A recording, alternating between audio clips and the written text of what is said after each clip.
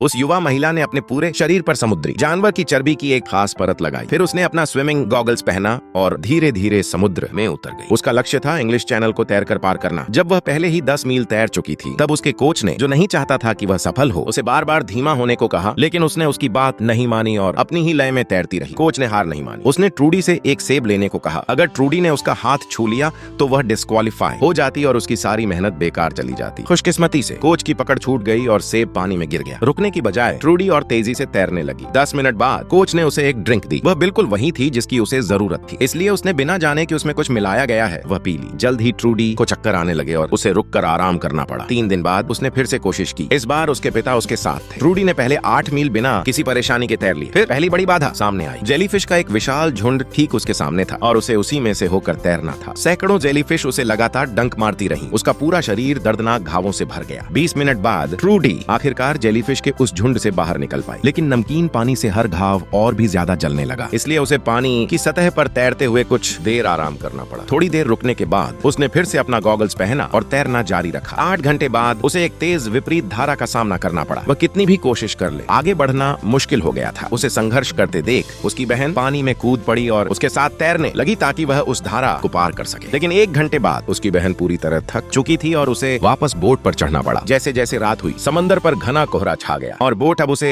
रास्ता नहीं दिखा पा रही थी। ट्रूडी को अकेले ही तैरते रहना पड़ा। अंधेरे में उसे समझ नहीं आ रहा था कि किस दिशा में जाए और वह धीरे धीरे उम्मीद खोने लगी। तभी उसे दूर कुछ रोशनी दिखाई दी। उसके दोस्त किनारे पर खड़े थे, हाथों में जलती हुई मशालें लिए। उसे रास्ता दिखाने के लिए उसने अपनी पूरी ताकत बटोरी और उन रोशनियों की तरफ तैरने लगी। 1 घंटे बाद आखिरकार उसका हाथ रेत को छू गया। वह किनारे तक पहुंच चुकी थी। यह एक सच्ची कहानी है। भले ही ट्रूडी एडरली अब हमारे बीच नहीं है, लेकिन उनकी हिम्मत, मेहनत और दृढ़ संकल्प ने साबित कर दिया कि महिलाओं पर लगाई गई सीमाएं तोड़ी जा सकती हैं।